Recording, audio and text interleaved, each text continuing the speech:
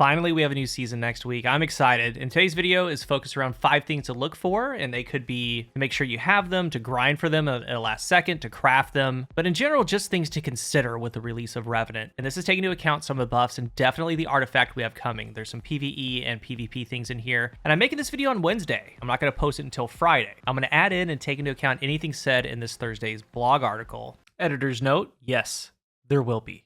But everything here is in no particular order, aside from number 1. It's what I'm most excited about. It's not necessarily the main thing, but it's what I'm most excited about. This is going to be a baseline, things to keep in mind, and that we can build out. So at number 5, definitely it's been a meme its entire existence, but now it's full throttle. We could implement. Look at all the stasis things from the artifact. I'm going to kind of go over some of them, come back to this little page, but Wicked Implement pretty much goes with all of them. It's going to be a very easy weapon to use. The Catalyst, it gives headstone. Exotic perks and traits, we have rapid precision hits cause the targets to become slowed. With creeping attrition active, destroying crystals and precision final blows create a stasis shard. That shard's going to return to you and refill the magazine. Why this and what does it have going for it? Number 1, anti-barrier scout rifle. And then built in, slow has anti-barrier, shatter from a crystal has unstoppable, so there's champion capabilities either way. But the big ones from the artifact, Wind Chill. Rapid stasis precision hits grant you a stack of frost armor, and those hits coming from a Dark Ether Reaper origin trait, some of the new weapons, are going to give you more stacks of frost armor. The boost, and we'll talk about this more as the season goes on, but you can boost them. Dealing stasis weapon damage to slow targets has a chance to spawn a stasis shard. So the shard's happening no matter what because of Wicked Implement's traits, but this time the shard's giving you frost armor now. And there's going to be a ton of slow. The boost has a chance to spawn a stasis shard, so that's even more stacks of frost armor. We have Served Cold. Picking up a stasis shard grants you class ability energy. So that shard's being returned to you,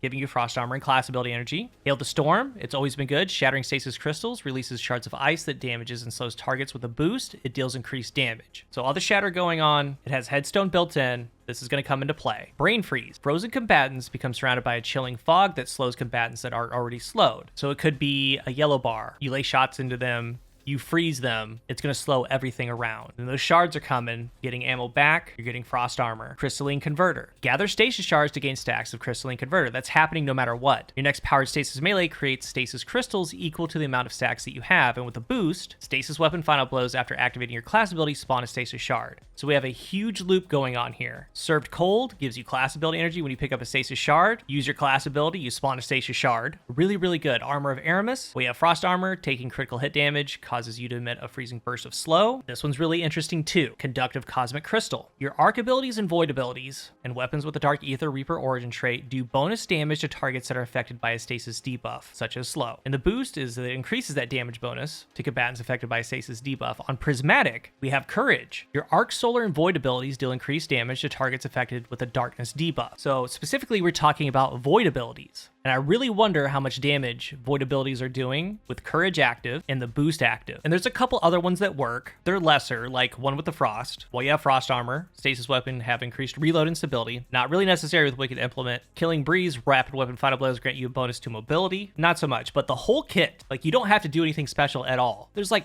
5 or 6 artifact mods that just happen. It's taking like full advantage of the stasis artifact with Wicked Implement. Tons of slow and shatter. There's champion capabilities. There's frost armor. Very, very good. And it's not getting a number on the list, but with all of these stasis things, the exotic stasis bow, Verglass Curve, is going to be beneficial too. Number 4, collective obligation. And I almost covered it the season leading up to Revenant, this past one, because of Expanding Abyss. It has a lot of play coming up. You can leech suppression, weaken, and volatile off of enemies, but something you need to remember about collective obligation, it's something not many kind of know of or forgot. Like right here, the base damage is 1,216. I throw a weakened grenade, they're weakened, it goes to 1,398. So 15% more damage because of the 15% weakened debuff. Whenever Void Leech is activated with Collective Obligation, it deals 20% more damage on those debuff targets. So that starts to play in. Now Void Leech deals 1,678, so 38% more damage on targets. And of course, you add in other things like Volatile and Suppression. But where does it play in with this artifact? What it has going for it, we have Unstoppable Pulse Rifle, and otherwise could be Suppression for Overload, Volatile for Barrier. So again, champion capabilities. We have Power from Pain. Rapid final blows against weakened combatants grants you Devour, which is huge. And the boost is rapidly defeating weakened combatants spawns a Void Breach. So what's really nice about this, a huge part of Prismatic Warlock is Feed the Void. Defeating a target with any ability activates Devour. Titan and Hunter have to work for it a little bit more. And it's usually going to start with a weakened grenade or a fragment. But you're going to get that weaken on something. Let's say Hunter. Prismatic, you throw a smoke bomb. You leech weaken off of it. You go into leech mode. You spread weaken. Rapidly defeating these weakened targets is going to get you Devour. And with the boost from that new system, rapidly defeating them is going to give you a Void Breach. That goes into Supernova. Picking up a Void Breach causes your next source of void damage to create a large weakening pulse.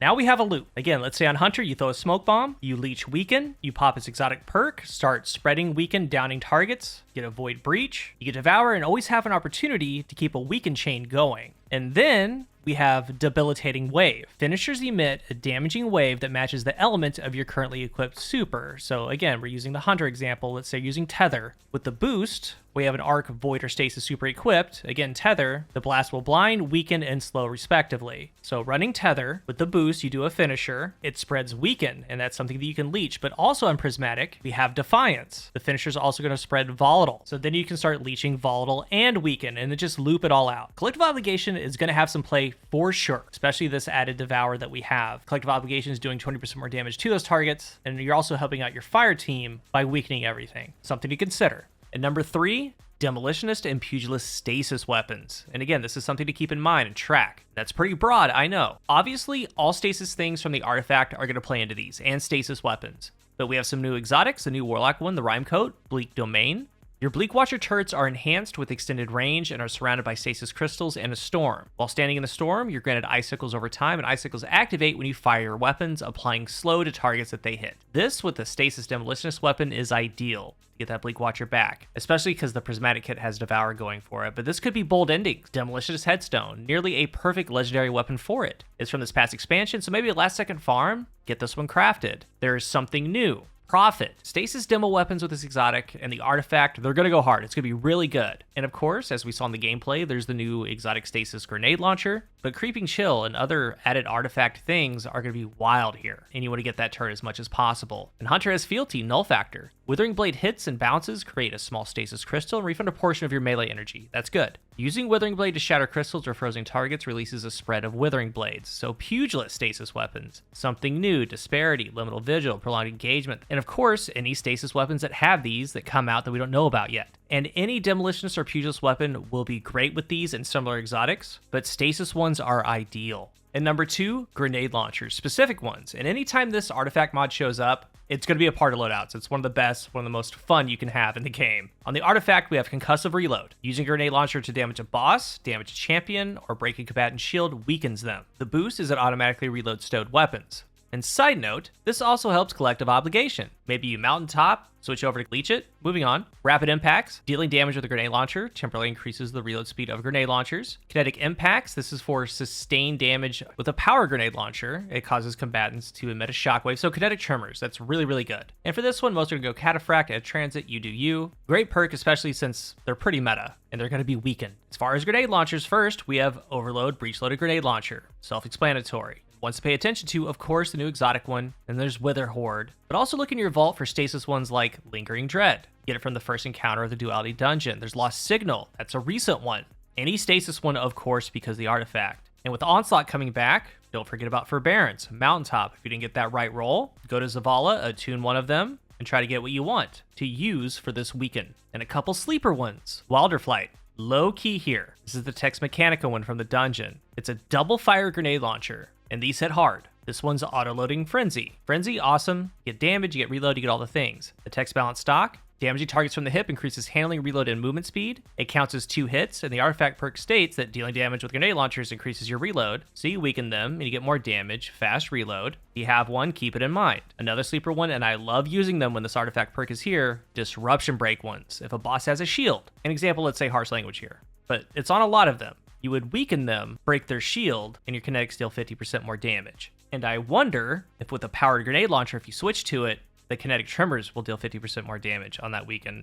Lots to test. But there are so many of them, and it's always fun messing around with different ones with this artifact perks here. And it feels like whenever it comes, the sandbox is just in completely different places. So it's always nice to test them out. It's always good. And the number one thing on my list, what I'm most excited for to pay attention to, and I'm coming back to redo this because now we know what the change is. After seeing the changes, I'm still most excited for them, the Heavy Burst Pulse Rifle. The change, they got an RPM increase from 300 to 324. That's all of them, including Grav Lance and Revision 0. To offset this, their total DPS is approximately nerfed by 10% in PvE. That's overall. So with the RPM change, legendaries are 18% decreased. Gravland and Rev 0 are going to be reduced by 8%. I think that these are still going to be very good in PvE, because remember, let's go back to the Moxie Max chart. They're the kings of minor DPS. They were way up there, and yeah, this is going to put them more in line, but they're shooting faster. I think Grav Lance is actually going to be a little bit better. Revision 0 a little bit better in PvE. And PvE-wise, let's take something like Corrasion. You can get it crafted over the weekend if you don't have it. It's a 2-burst Mines Air Trigger Volt Shot. There's also Frenzy High Impact Reserves.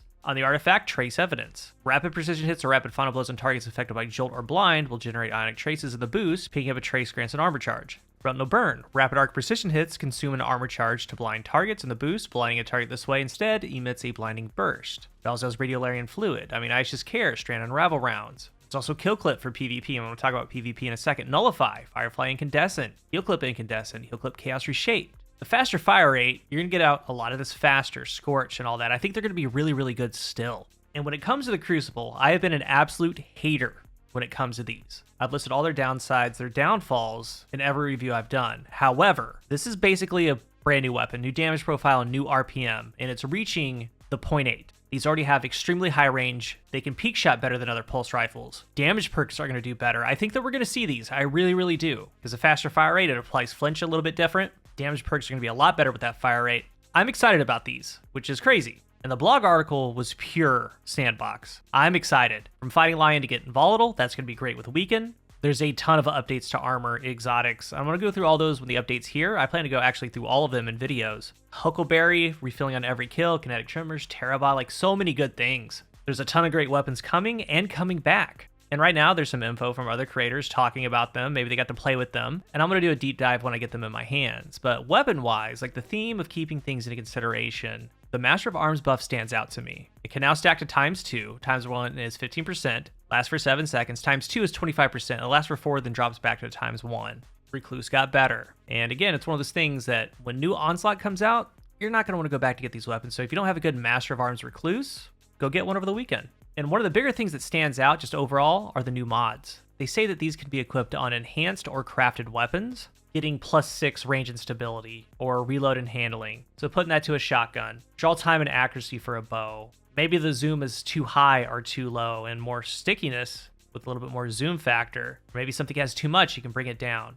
There's anti-flinch, 15%, and remember that stat's multiplicative. So an anti-flinch perk, like let's say Perfect Float, you pair that with double or triple unflinching, max resilience, it will go crazy. It's something to get excited about. So yeah, there's a lot to look forward to with Revenant, and there are of course things that I missed because of the blog article, and that's fine. Like I said, Fighting Lion looks really, really good. There's a Stasis Legendary Nade Launcher, there's a Stasis Sidearm. There's gonna be a ton of new things. And there's gonna be a ton of new builds to make for Onslaught. And I already have about 5 to keep in mind with the artifact, and I'm gonna cover those on the channel. But for today, this list, these weapons, they're intriguing to me. Wicked Implement, Collective Obligation, how we can use the nade launchers, how heavily set on stasis this artifact is, some of the exotics that we have, and then adding in Demo and Pugilist. Keep these things on your radar. And then, of course, we have a whole bunch of new things coming. If you're new here, remember to hit the subscribe button. And if you are subscribed, thank you so much for your support. Let's talk about this list, the blog article, and anything that you want to add to help out other players. What are some things for builds, certain weapons that you think is going to really stand out? Tell us about them. Thank you for watching, and until the next one, I am CoolGuy.